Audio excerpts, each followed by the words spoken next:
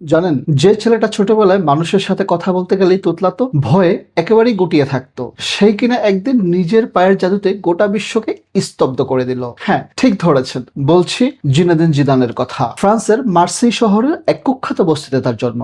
চরম অভাবের সংসার। জিদানের তখন একটাই সম্বল, একটা সাধারণ প্লাস্টিকের বল। ছেলেটা এমনিতে ছিল ভীষণ লাজুক, কিন্তু কি অদ্ভুত জানেন, যখন এই প্লাস্টিকের বলটা তার পায়ে আসতো, তার ভেতরের সব ভয় যেন জাদুর মতো উধাও হয়ে যেত। 14 বছর বয়সে যখন সে বড় ক্লাবে সুযোগ পেল, তখন শুরু হলো আরেক যুদ্ধ। গরিব ঘরের অভিবাসী বলে সিনিয়ররা তাকে নিয়ে খুব হাসাহাসি করত, ইচ্ছে করে ল্যাং মারতো। জিদান তো রেগে আগুন, মাঝে মধ্যেই সে মাঠে মারামারি বাঁধিয়ে বসতো। ঠিক তখনই তার এক কোচ তাকে একটা দারুণ কথা বললেন, তোমার রাগ যদি হাতে পায়ে দেখাও তাহলে তুমি হেরেই গেলে। এই রাগটা বলের উপর দেখাও না, নিজের স্কিল দিয়ে ওদের শাস্তি দাও। ব্যাস, জিদান ঠিক এই কাজটাই করলেন। এরপর থেকে কেউ অপমান করলে তিনি মুখে কোনো জবাব দিতেন না।